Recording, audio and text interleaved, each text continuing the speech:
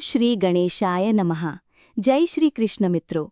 અપરા એકાદશીની કથા મહિમા. મિત્રો, આજના આ વિડીયોમાં આપણે 13 મે 2026ને બુધવારે આવનારી વૈશાખ મહિનાની વદ પક્ષની અપરા એકાદશી વ્રત વિશે વાત કરવાના છીએ. આ વ્રતનો મહિમા, વ્રતની વિધિ અને વ્રતની કથા આજે આપણે સાંભળીશું. તો અંત સુધી મારી સાથે જોડાયેલા રહેજો. વિડીયો પસંદ આવે તો કોમેન્ટ સેક્શનમાં એકાદશી નિમિત્તે જય શ્રી કૃષ્ણ અવશ્ય લખજો.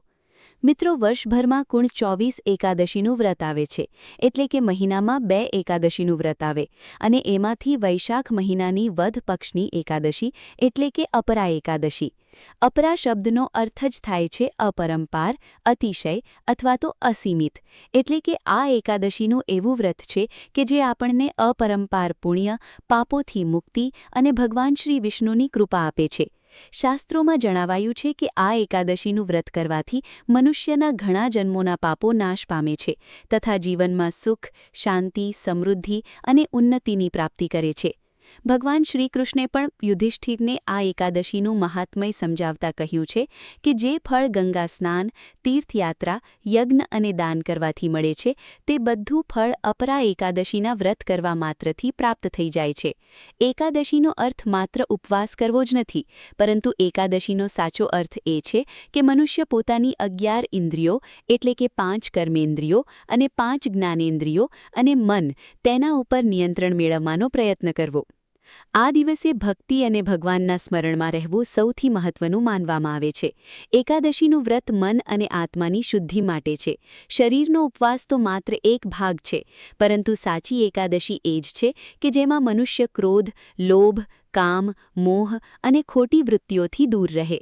આ એકાદશીના દિવસે ખોટું બોલવું, ક્રોધ કરવો, કોઈનું અપમાન કરવું, ઝઘડો કરવો કે પછી તામસિક પ્રવૃત્તિ કરવી તેને પાપરૂપ માનવામાં આવ્યું છે. આજે માંસાહાર, દારૂ, લસણ, ડુંગળી અને નકારાત્મક વિચારોનો પણ ત્યાગ કરવો જોઈએ. શક્ય હોય તો દિવસભર ભગવાનના નામનું સ્મરણ કરવું, ભજન કીર્તન કરવા અને ધાર્મિક ગ્રંથોનું વાંચન કરવું અને રાત્રે જાગરણ કરી હરિનામ સંકીર્તન કરવાથી પણ વિશેષ ફળની પ્રાપ્તિ થાય છે. એકાદશીનું વ્રત દશમીના સાંજથી જ શરૂ થઈ જાય છે. સૂર્યાસ્ત પછી જ એકાદશીના નિયમોનું પાલન કરવામાં આવે છે તથા ઘણા લોકો એકાદશીના સૂર્યોદયથી પણ આ વ્રત કરતા હોય છે. બંને રીતે એકાદશીનું વ્રત કરી શકાય છે. સવારે વહેલા ઉઠી સ્નાનાદિ કાર્યોમાંથી પરવારીને સૂર્યદેવને જળ અર્પણ કરીને, તુલસી માતાના દર્શન કરીને, ભગવાન વિષ્ણુ સમક્ષ બેસીને આ વ્રતનો સંકલ્પ કરવાનો કે કેવી રીતે આજે આપણે વ્રત કરવાના છે. નિર્જળા ઉપવાસ, પ્રવાહી લઈને, ફળાહાર લઈને કે પછી ફરાળ લઈને કે પછી એક ટાઈમ ભોજન લઈને અને એ પછી ભગવાનનું વિધિપૂર્વક અને પછી ભગવાન શ્રી વિષ્ણુ અને લક્ષ્મીજીનું પૂજન કરવામાં આવે છે. ભગવાનને પીળા ફૂલ, તુલસી પાન, ફળ, પંચામૃત અર્પણ કરી ઓમ નમો ભગવતે વાસુદેવાય એ મંત્રનો જાપ કરવો. એ પછી વિષ્ણુ સહસ્ત્ર, નમલઘુ વિષ્ણુ સહસ્ત્ર, વિષ્ણુ 28 નામ, 108 નામાવલી, ભગવદ્ ગીતા કે પછી ભગવાનના કોઈ પણ પાઠ આજના દિવસે કરવા જોઈએ. ભગવાન વિષ્ણુ સિવાય આપ યમુનાષ્ટકનો પાઠ કરી શકો છો, ગોવિંદ દામોદર સ્તોત્ર છે, કૃષ્ણાષ્ટકનો પાઠ છે અથવા શ્રીમદ ભાગવતનો પાઠ છે, નારાયણ કવચનો પાઠ છે તે પણ કરી શકો છો. પાઠ કરી લીધા પછી ત્યાં જ બેસીને જો શક્ય હોય તો આ એકાદશી વ્રતની કથા સાંભળવાની, અને જો ત્યારે સમય ન હોય તો દિવસભર દરમિયાન જ્યારે પણ સમય મળે છે ત્યારે આપ તે કથા સાંભળી શકો છો. પરંતુ વ્રત કથા અવશ્ય સાંભળવી, કેમ કે તેના વગર આ વ્રત અધૂરું ગણાય છે. આ એકાદશીના દિવસે એકાદશીનો આખો દિવસ ભક્તિપૂર્વક ઉપવાસ કરીને દ્વાદશીના દિવસે બ્રાહ્મણ, ગાય અથવા ગરીબોને દાન આપીને પારણું કરવામાં આવે છે. પારણું એટલે કે ઉપવાસને તોડવાનો, આપણે જે એકાદશી વ્રત કર્યું હોય તેને પૂર્ણ કરવાનું. જો આ પારણું યોગ્ય સમયમાં થાય, મુહૂર્તમાં થાય તો જ તેનું પુણ્યફળ મળે છે. એટલે આ એકાદશીનો પારણાનો સમય છે 14 મે 2026 ગુરુવાર સવારે 6:30 વાગ્યાથી 8 વાગ્યા સુધીનો.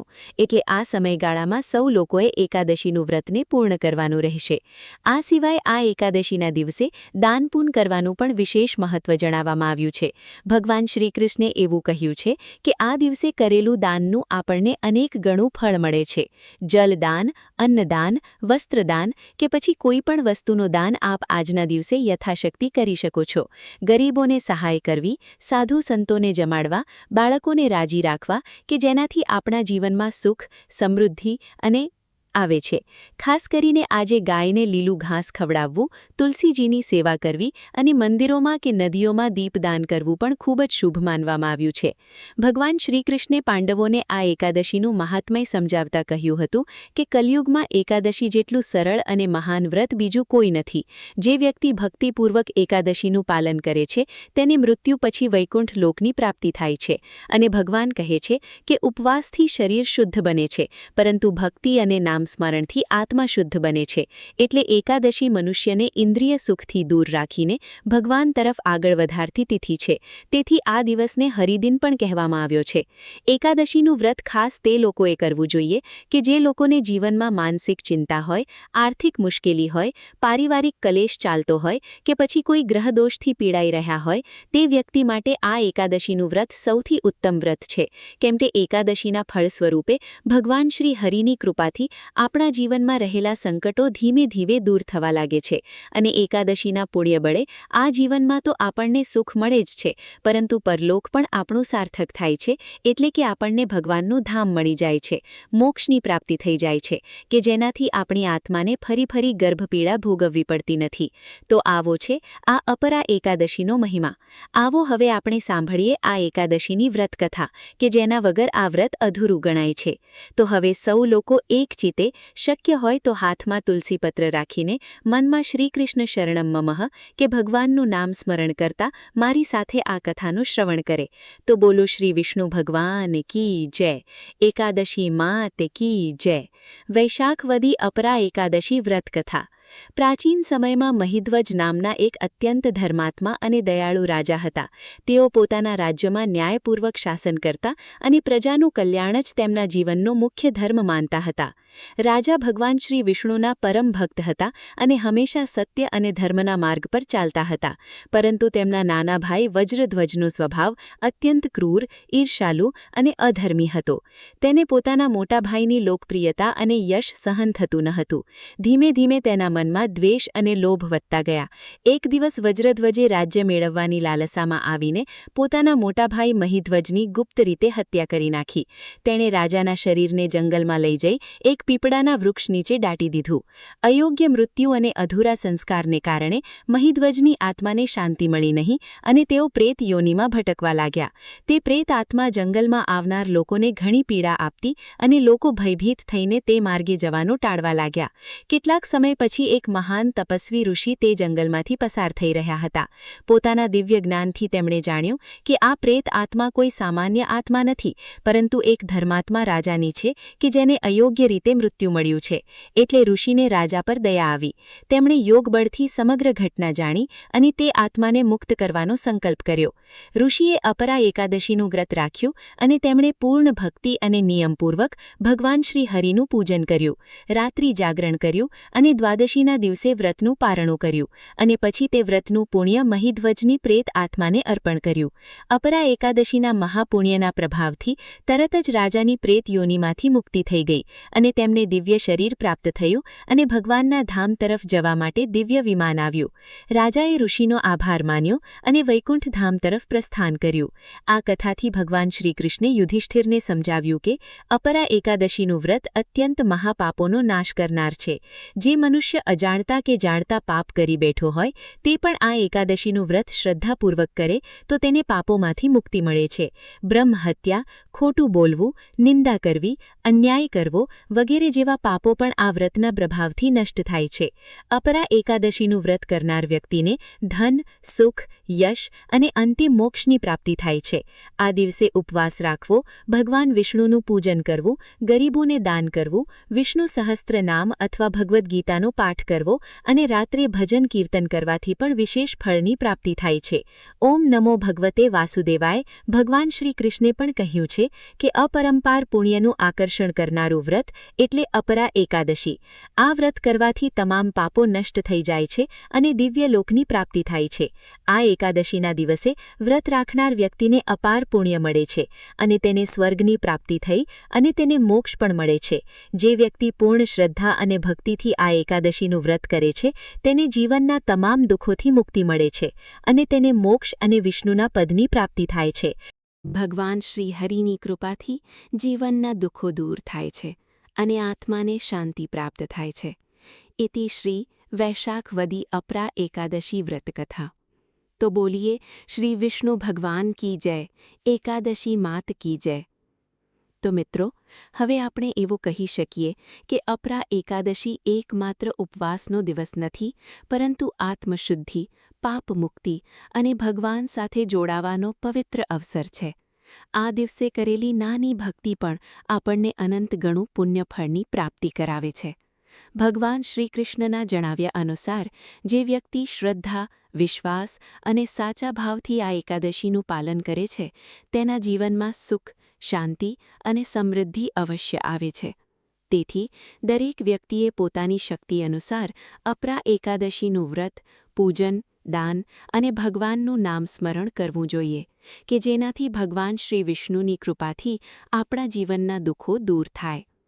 તો મિત્રો, આજે આપણે સાંભળ્યું અપરા એકાદશીનો મહિમા, વ્રતની કથા અને આ વ્રત કરવાથી મળતા ફળ વિશે.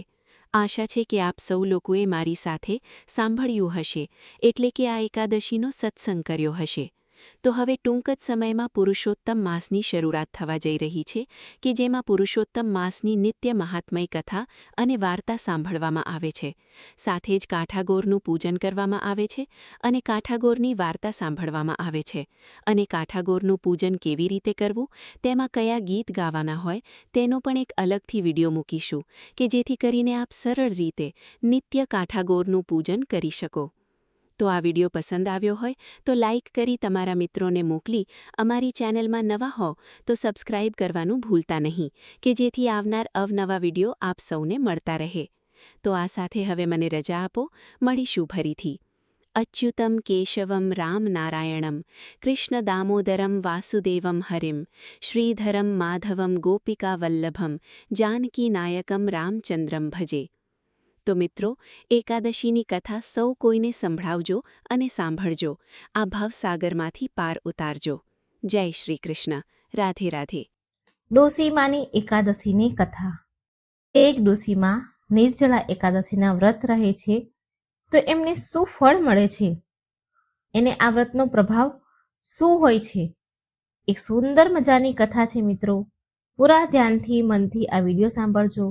વિડીયો સારો લાગે તો લાઈક કરજો, શેર કરજો અને આ ચેનલને સબસ્ક્રાઈબ જરૂર કરી દેજો. ઓમ નમો ભગવતે વાસુદેવાય. હે ભગવાન શ્રી હરિ વિષ્ણુ, ભક્તવત્સલ ભગવાન, જે કોઈ આ વાર્તા સાંભળે, વાંચે, હોંકારો ભરે, તેના સર્વ પાપ નષ્ટ કરજો, તેની સર્વ મનોકામના પૂરી કરજો, સારું આરોગ્ય, ધન સંપત્તિ પ્રદાન કરજો અને અંત સમયે તમારું શરણું મોક્ષ પ્રદાન કરજો. જય શ્રી હરિ. એક સમયની વાત છે. એક નદી કિનારે એક નાનું એવું ગામ વસેલું હતું. એ ગામમાં એક ડોસીમા અને તેનો દીકરો અને તેની વહુ રહેતા હતા. એ ડોસીમા એના દીકરા વહુ સાથે રહેતા હતા. ડોસીમા બહુ ધાર્મિક વિચારના હતા. વ્રત ઉપવાસ કરે. ડોસીમા દરેક એકાદશીના વ્રત કરે અને તેના સામર્થ્ય અનુસાર જે પણ બને તેટલું દાન કરે. એક દિવસની વાત છે, જ્યારે જેઠ માસના શુક્લ પક્ષની નિર્જળા એકાદશી આવી ત્યારે ડોસીમાએ તેના દીકરાને કહ્યું કે બેટા, હું નિર્જળા એકાદશીના ઉપવાસ કરીશ. આજે મારે નિર્જળા એકાદશીનો ઉપવાસ છે. ત્યારે ડોસીમાના દીકરાએ કહ્યું, માં, તમે આખું એ જીવન એકાદશીના વ્રત કર્યા છે તો તમને એનું શું ફળ મળ્યું?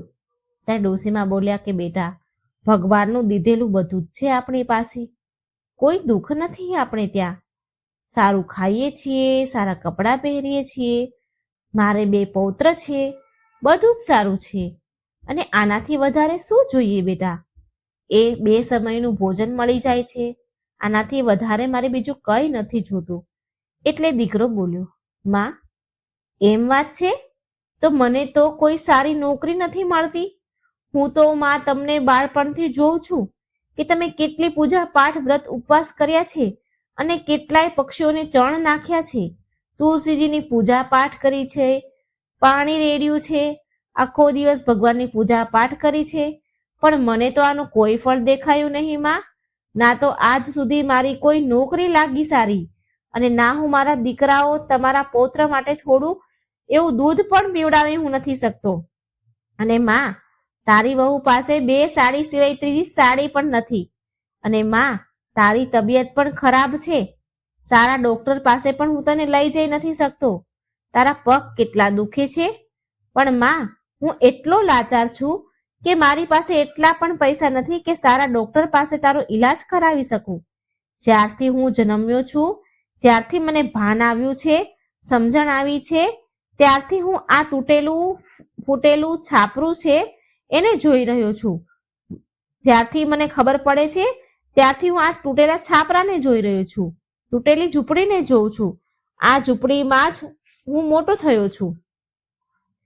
આજ સુધીમાં હું આ તૂટેલી ફૂટેલી મકાનનું ધાબુ છત પણ નથી બદલાવી શક્યો, નથી સારી કરી શક્યો. જો માં, આપણા પાડોશી કેટલા મોટા મકાન બનાવી લીધા, એમણે કેટલા મોટા મોટા બંગલા બનાવી દીધા. માં, તું તો જાણે છે ને, પેલા શાંતિ કાકીને તેમણે કેટલી પ્રગતિ કરી. એના ઘરમાં નોકર ચાકર ઘોડા ગાડી બધું જ છે. તેમણે તો હવેલી જેવું મકાન બનાવી લીધું છે. માં, આજ સુધી મેં તો શાંતિ કાકીને કોઈ વ્રત પૂજા પાઠ કરતા મેં નથી જોયા. અને એક તમે છો કે કેટલાય વ્રત કરો છો, ઉપવાસ કરો છો, કેટલા પુણ્યના કામ કરો છો. ક્યારેક તુલસી માને જળ ચડાવો, ક્યારેક પીપળાને જળ ચડાવો છો, ક્યાંક દીવો પ્રગટાવો છો, ઉપવાસ કરો છો, પણ માં શું તમને શું ફાયદો થયો માં? એ દિવસે ડોસી માને એના દીકરાની વાત સાંભળીને બહુ જ દુઃખ થયું. એના દીકરાએ ખૂબ સંભળાવ્યું, બહુ દુઃખ થયું ડોસીમાને. અને ડોસીમા બહુ દુઃખી થઈ ગયા, બહુ ઉદાસ થઈ ગયા. એ દિવસે ડોસીમાને એકાદશીનું વ્રત હતું. જ્યારે ડોસીમાનો દીકરો મજૂરી કરવા માટે કામ પર ગયો અને વહુ એના ચૂલા ચોકા ઘરના કામમાં વ્યસ્ત થઈ ગઈ, અને તેના દીકરા જે નાના નાના હતા એ રમવા લાગ્યા. પછી ડોસીમા ભગવાનને મળવાનો પાક્કો નિર્ણય કરીને ઘરેથી ચૂપચાપ નીકળી ગયા અને ગામની બહાર નદીના કિનારે જે જંગલ હતું ત્યાં ચાલતા ચાલતા જાય છે. જંગલ વચ્ચોવચ પહોંચી ગયા. જંગલમાં પહોંચી ગયા બાદ ડોસીમાને એક ગાય મળી. એ ગાયને પ્રસવકાળનો સમય આવવાનો હતો, એટલે કે ગાય જે વિયાવાની હતી તેને બચ્ચું થવાનું હતું. એટલે એ ગાયને પ્રસૂતિ થવાના કારણે દર્દથી તે તડપી રહી હતી. પ્રસવકાળની પીડા થઈ રહી હતી એને. ગાય પાસે કોઈ જ ન હતું કે ગાયની કોઈ મદદ કરે. ડોસીમાને આ ગાયને જોઈને બહુ જ દયા આવી. ડોસીમા એ ગાય પાસે જઈને બેસી ગયા અને તેના પેટ પર હાથ ફેરવવા લાગ્યા, હળવો હળવો. ત્યારે એ ગાય ડોસીમાને કહે છે, ડોસીમા, તમે આ ઘોર જંગલમાં ક્યાં જઈ રહ્યા છો? ત્યારે ડોસીમા બોલ્યા કે આજે મારા દીકરા વહુએ મને બહુ મેણા માર્યા છે કે મને એકાદશીના વ્રતનું કોઈ ફળ નથી મળ્યું. જ્યારથી મને સમજણ આવી છે ત્યારથી હું એકાદશી કરી રહી છું, અને આજે મારે નિર્જળા એકાદશીના વ્રત છે. વહુ દીકરાના મેણા મારાથી સહન ન થયા, એટલે આજે હું ભગવાનને મળવાનો નિર્ણય કરીને હું નીકળી ગઈ છું ઘરની બહાર. અને મને જ્યારે ભગવાન મળશે ને ત્યારે જ હું ઘરે જઈશ. હું ભગવાનને મળીને પૂછીશ કે હે પ્રભુ, મારા વ્રત ઉપવાસમાં શું કમી રહી ગઈ હતી કે મને હજી સુધી એકાદશીના વ્રતના ફળ ના મળ્યા? ત્યારે ગૌ માતા ડોસીમાને કહે છે, ડોસીમા, જો તમને ભગવાન મળે ને તો તમે મારા દુઃખનું નિવારણ પૂછી લેજો. હું 2-3 દિવસથી દર્દથી તડપી રહી છું, પણ મારી પ્રસૂતિ નથી થઈ રહી, બચ્ચું નથી થઈ રહ્યું. મારે કેમ આટલી બધી પ્રસૂતિની પીડા ભોગવવી પડી રહી છે? એટલે ડોસીમા બોલ્યા, ગૌ માતા, જો મને ભગવાન મળશે તો હું તમારા દુઃખનું નિવારણ જરૂર પૂછીશ. આમ કહીને ડોસીમા ત્યાંથી આગળ ચાલતા થયા. ચાલતા ચાલતા ડોસીમા બહુ દૂર સુધી પહોંચી ગયા. ત્યારે રસ્તામાં ડોસીમાને એક નાગ મળ્યો. એ નાગ તેના પોતાના કાચલામાં ફસાયેલો હતો. એ જેટલો કાચલામાંથી બહાર નીકળવાની કોશિશ કરે એટલો જ ફસાઈ જાય. જેવો તે નાગ ડોસીમાને જુએ છે તો નાગ બોલ્યો, ડોસીમા, હું તો આજે તમને કરડી લઈશ, ડંખ મારીશ, ડોસીમાં બોલ્યા, હે નાગ દેવતા, હું પ્રભુને મળવા જઈ રહી છું. ભગવાન શ્રી હરિને મળીને જ્યારે પાછી આવું ત્યારે તું મને કરડી લેજે. ત્યારે નાગ દેવતા બોલ્યા, ડોસીમાં, જો તમને ભગવાન મળે ને તો તમે મારા દુઃખનું નિવારણ પૂછજો, તો હું તમને નહીં કરડું. એટલે ડોસીમાં બોલ્યા, જરૂર નાગ દેવતા, હું તમારા દુઃખનું નિવારણ જરૂર કરીશ. નાગ બોલ્યા, ડોસીમાં, હું બહુ દુઃખ ભોગી રહ્યો છું. મારી 100 વર્ષની ઉંમર થઈ ગઈ છે. હું મરવા માંગુ છું. હલન ચલન નથી કરી શકતું. હું ખુદની કાચલીમાં જ ફસાઈ ગયો છું. ક્યારે હું મારી કાચલીથી છૂટીશ અને મને ક્યારે મુક્તિ મળશે? આટલું તમે ભગવાનને જરૂર પૂછજો. ડોસીમાં, હું એક જ એવો નાગ છું જે હું મારી પોતાની ભૂખ શાંત કરવા ભોજનની વ્યવસ્થા નથી કરી શકતો. હું શિકાર કરવામાં પણ અસમર્થ છું. ડોસીમાં, શું તમે ભગવાનને મારા દુઃખનું નિવારણ પૂછશો? તો ડોસીમાં બોલ્યા, હે નાગ દેવતા, હું જરૂર પ્રભુને પૂછીશ. ડોસીમાં આટલું કહીને આગળ વધ્યા. ચાલતા ચાલતા ડોસીમાને સાંજ પડી ગઈ. આગળ તો ભયંકર જંગલ હતું. ઉપર વૈકુંઠમાં બેઠેલા ભગવાન વિષ્ણુ અને માતા લક્ષ્મી આ બધું જ દ્રશ્ય જોઈ રહ્યા છે. ત્યારે મા લક્ષ્મીએ ભગવાન શ્રી હરિને કહ્યું, હે પ્રભુ, આ ડોસીમાં તમને મળવા માટે તેના ઘરેથી નીકળી પડ્યા છે અને ઘોર જંગલ છે. ઘોર જંગલમાં પહોંચી ગયા છે. હવે તો તમારે એની મદદ કરવી જ પડશે. જો તમે આજે ડોસીમાની મદદ નહીં કરો અને આજે જો ડોસીમાને કોઈ જંગલી જાનવર ખાઈ ગયું તો આના પાપનો દોષ પણ તમારા માથા પર લાગશે. તો ભગવાન વિષ્ણુ બોલ્યા, હે લક્ષ્મીજી, તમે સત્ય કહો છો. મારે આ ડોસીમાની મદદ કરવા જવું જ પડશે પૃથ્વી પર. પછી ભગવાન વિષ્ણુએ એક બ્રાહ્મણનો વેશ ધારણ કર્યો અને ત્યાં ઘોર જંગલમાં એક પીપળાના ઝાડ નીચે બેસી ગયા. ત્યારે એ ડોસીમાં ત્યાંથી નીકળ્યા. બ્રાહ્મણ વેશમાં ભગવાન બોલ્યા, અરે ઓ ડોસીમાં, ક્યાં જાઓ છો? આગળ તો ભયાનક જંગલ છે. ખૂંખાર જાનવરો મળશે ત્યાં. જંગલી જાનવરો ખાઈ જશે. પાપણ ઝબકતા જ તમને ખાઈ જશે. ડોસીમાં બોલ્યા, બ્રાહ્મણ દેવ, આજ તો મારે ભગવાન શ્રી હરિને મળીને જ ઘરે જવું છે. એમને મળીને જ રહીશ. ત્યાં સિવાય હું પાછી નહીં જાઉં. આજે ભગવાનને મારા દુઃખનું નિવારણ પૂછીને જ હું પાછી જઈશ. તે બ્રાહ્મણ વેશધારી ભગવાન શ્રી હરિ બોલ્યા કે અરે ડોસીમાં, જો તમને ભગવાન મળશે તો શું તમે એને ઓળખી જશો? તો ડોસીમાં બોલ્યા, હા, હું મારા પ્રભુને જરૂર ઓળખી જઈશ. મારા પ્રભુ મધુસૂદન ભગવાન, મારા માધવજી, ગળામાં વૈજંતી માળા, સુદર્શન ચક્રધારી પીતાંબર પહેરેલા, કેસરિયા વસ્ત્ર ઓઢેલ છે, શેષ નાગની સૈયા પર બિરાજમાન રહે છે અને માતા લક્ષ્મી મારા પ્રભુના શરણ દબાવતા રહે છે. આવા મારા જગતના પાલનહાર છે. આવા મારા વિષ્ણુ ભગવાન છે. ત્યારે ભગવાન બનેલા બ્રાહ્મણ બોલ્યા કે ડોસીમાં, હું જ ભગવાન વિષ્ણુ છું. તો ડોસીમાં બોલ્યા કે જો તમે ભગવાન વિષ્ણુ છો તો તમે પહેલા મને દર્શન આપો. શું મારી પૂજા, ભક્તિ, વ્રત, ઉપવાસમાં શું કોઈ ભૂલ થઈ ગઈ જે તમે મને દર્શન આપવા નથી માંગતા? ડોસીમાની વાત સાંભળીને, તેની સાચી શ્રદ્ધા ભક્તિ જોઈને ભગવાન વિષ્ણુ સાક્ષાત રૂપમાં પ્રગટ થયા. ડોસીમાને દર્શન આપ્યા. ડોસીમા ભગવાનના ચરણોમાં પડી ગયા, ચરણોમાં નત મસ્તક થઈ ગયા અને ખૂબ રડ્યા. થોડી વાર તો ડોસીમાં કઈ બોલી ન ચૂક્યા અને બહુ વાર સુધી મૌન રહ્યા. બોલી જ ન શક્યા. એમનું હૈયું ભરાઈ ગયું હતું. એ તો ભગવાનનું મોહીનું સુંદર સ્વરૂપ નિહાળતા રહ્યા અને મનમાં બડબડવા લાગ્યા કે હે પ્રભુ, હવે તો મારે કંઈ નથી જોઈતું. મને તમારા દર્શન થઈ ગયા. મારો તો જન્મ સફળ થઈ ગયો. મારા એકાદશીના વ્રત સફળ થઈ ગયા. હવે ભલે દીકરો વહુ મને ગમે એટલા મેણા મારે, ટોણા મારે, કંઈ પણ સંભળાવે કે મને ઘરેથી કાઢી પણ ભલે કેમ ન મૂકે, ભલે મારી સાથે ગમે તે કરે, હું બધું હસીને સહન કરી લઈશ. હવે મને ભગવાનની સિવાય કંઈ ન જોઈએ. ત્યારે ભગવાન શ્રી હરિ બોલ્યા, એ ડોસીમાં, હવે તમે ઘરે પાછા જાઓ. તમારું ઘર અન્નધનના ભંડારથી ભરાઈ જશે. તમારા દીકરાને સારી નોકરી મળી જશે. તમારું ઘર સુંદર મહેલ બની જશે. પછી ડોસીમાએ રસ્તામાં મળેલા દુઃખી નાગ અને ગૌમાતાનું નિવારણ પૂછ્યું. એટલે ભગવાન બોલ્યા, માજી, તમે એ નાગની પીઠ ઉપર હાથ ફેરવી દેજો તો એની કાચલી ખુલી જશે. તે આઝાદ થઈ જશે અને નાગને મુક્તિ મળી જશે. ગાયના પેટ પર મારા ચરણની ધૂળ લગાવી દેજો. એના પેટ પર હાથ ફેરવી દેજો. પછી એનો પ્રસવ સફળતાપૂર્વક આરામથી થઈ જશે. ભગવાન કહે છે, ડોસીમાં, એ ગાય અને નાગ એના પૂર્વજન્મના પાપના ફળ ભોગવી રહ્યા છે. ભગવાને ડોસીમાને આશીર્વાદ આપ્યા અને પછી એ ત્યાંથી અંતર્ધ્યાન થઈ ગયા. ડોસીમાએ ભગવાન વિષ્ણુના કહ્યા અનુસાર તેમના ચરણોની ધૂળ લીધી અને સાડીના પાલવમાં બાંધી લીધી અને પાછા ઘરે જવા લાગ્યા. સૌથી પહેલા ડોસીમાને એ નાગ મળ્યો જે તેને કાચળીમાં ફસાયેલો મળ્યો હતો. નાગે જેવા ડોસીમાને જોયા તો ડોસીમાને કહે છે, ડોસીમા, મને લાગે છે કે તમને ભગવાન મળી ગયા છે, એટલે જ તમે પાછા ઘરે જાઓ છો. શું તમે ભગવાનને મારા દુઃખનું નિવારણ પૂછ્યું હતું? ડોસીમા બોલ્યા, હા નાગ દેવતા, મને ભગવાન વિષ્ણુના દર્શન થઈ ગયા અને મેં નાગ દેવતા તમારા દુઃખનું નિવારણ પૂછ્યું. પ્રભુને આમ કહી ડોસીમા ડરતા ડરતા નાગની પીઠ ઉપર હાથ ફેરવા લાગ્યા. એ જ સમયે નાગની કાચળી છૂટી ગઈ. નાગ કાચળીમાંથી આઝાદ થઈ ગયો અને તેણે દિવ્ય દેહ ધારણ કરી લીધો.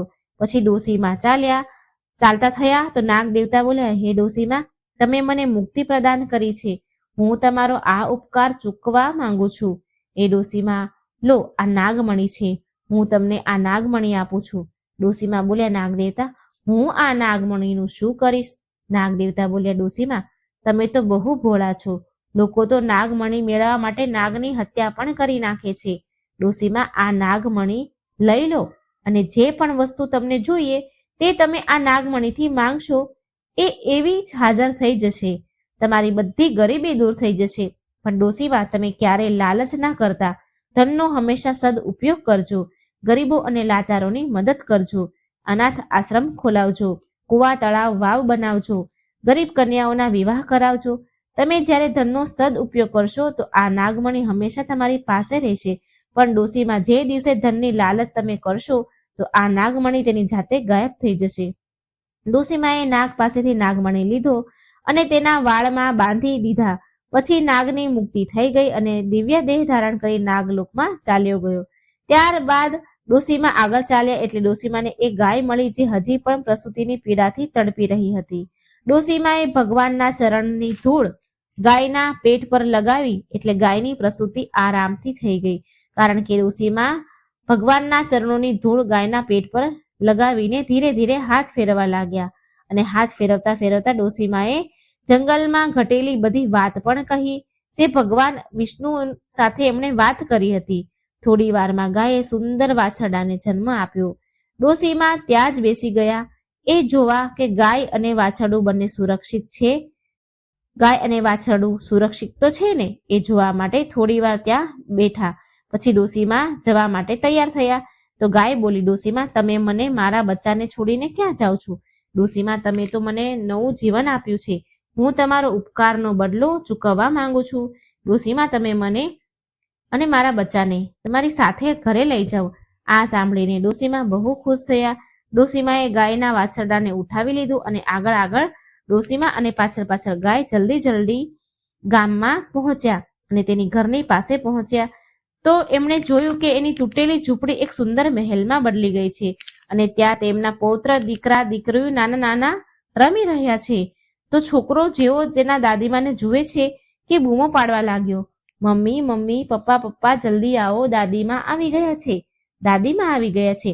આ સાંભળી વહુ ભાગીને બહાર આવી અને તેની સાસુમાના પગમાં પડી અને વહુ બોલી, માજી, તમે ક્યાં ચાલ્યા ગયા હતા?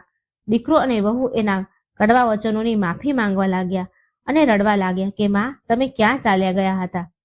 અમે તમને કેટલા શોધ્યા, બહુ ખરું ખોટું કીધું. બંને જણ ડોસીમાની ખૂબ માફી માંગે છે. ડોસીમાનો દીકરો બોલ્યો, માં, મને બહુ સારી એવી સરકારી નોકરી મળી ગઈ છે, આપણું ઘર સુંદર મહેલ બની ગયું છે. આ બધું માં તમારા એકાદશીના વ્રતના પ્રભાવથી થયું છે. અને પછી વહુએ પણ ખૂબ માફી માંગી. ડોસીમાએ તેના દીકરા અને વહુને પૂરી વાત કરી કે તમારી વાતોથી દુઃખી થઈને હું ભગવાનને મળવાનો નિર્ણય કરીને ચાલી હતી અને હું જેવી જંગલમાં પહોંચી તો મને ભગવાનના દર્શન થયા. કેવી રીતે દર્શન થયા, શું શું થયું, એ બધી જ વાત ડોસીમાએ તેના દીકરાને વહુને કહી. પછી ગાય માતાનું દૂધ તેના પૌત્રને પીવા માટે મળવા લાગ્યું અને નાગમણીથી ડોસીમાના 7 જન્મની ગરીબી દૂર થઈ ગઈ. હવે ડોસીમા નાગમાતાથી મળેલું ધન ગરીબોમાં વેચવા લાગ્યા. તેણે તેના ગામમાં આસપાસના ગામમાં પાણીની પરબો બંધાવી. જે વસ્તુની ગામમાં કમી હતી એ બધું જ કરાવ્યું. ગરીબ બાળકોને ભણાવ્યા, ભણવા માટે પાઠશાળા ખોલાવી, સ્કૂલો ખોલાવી, દવાખાના બનાવડાવ્યા અને ગરીબ કન્યાઓના લગ્ન કરાવ્યા, અનાથ આશ્રમ બનાવ્યા. જેના મા બાપ ન હોય એના બાળકો શાંતિથી તેમાં રહી શકે માટે આશ્રમ ખોલાવ્યા. ડોશીમાં ધર્મ કર્મના કામ કરવા લાગ્યા. કાચા રસ્તાઓ પાકા બનાવડાવ્યા ગામમાં, જેથી ગામના લોકોને અવર જવરમાં કોઈ હેરાનગતિ ન થાય. તળાવ બનાવ્યા, કૂવા બનાવ્યા. હવે ડોશીમાએ સારા સારા કામ કર્યા. ડોશીમા દિલ ખોલીને ગરીબોમાં મદદ કરવા લાગ્યા અને આમ ડોશીમા પાસે ધનમાં વધારો થતો ગયો અને આમ એકાદશીનું મહત્વ ડોશીમા બધાને સંભળાવવા લાગ્યા, બધાને સમજાવવા લાગ્યા કેવી રીતે એકાદશીના વ્રત કર્યા અને એમનું જીવન બદલાણું. આ ગાથા ગાવા લાગ્યા. ડોશીમાની ચારેય બાજુ બહુ પ્રશંસા થવા લાગી. તેમની પ્રસિદ્ધિ દૂર દૂર સુધી ફેલાવા લાગી. જે પણ ગરીબ તેના દ્વાર પર આવે તો ક્યારેય ખાલી હાથે પાછો ન જાય. ડોશીમા દિલ ખોલીને એની મદદ કરતા. આમ સમય વીતતો ગયો. હવે ડોશીમાની ઉંમર થઈ ગઈ. હવે તેમનો અંત સમય આવ્યો હતો. એટલે ડોશીમા સર્વ સુખ ભોગવી ધર્મ કર્મના કામ કરીને ભગવાનના શરણમાં ગયા. તેમનું મૃત્યુ થયું અને મોક્ષ પામ્યા. શ્રી હરિનું શરણું પ્રદાન થયું. હે એકાદશી માતા, જે આ વાર્તા સાંભળે છે, વાંચે છે, સંભળાવે છે, તેના અન્નધનના ભંડાર ભરી દેજો, તમારી કૃપા વરસાવજો અને અંત સમયે તેમને મોક્ષ પ્રદાન કરજો. ભગવાન વિષ્ણુ તમારા ભક્ત પર હંમેશા કૃપા રાખજો. મિત્રો, આ હતી ખૂબ સુંદર પવિત્ર કથા. વિડીયો સારો લાગે તો લાઈક કરજો, શેર કરજો અને ચેનલને સબસ્ક્રાઈબ જરૂર કરી દેજો. બોલવામાં મારાથી કંઈ ભૂલ થઈ ગઈ હોય તો એની માટે માફી માંગુ છું. જય શ્રી કૃષ્ણ. રાધે રાધે. Thank you.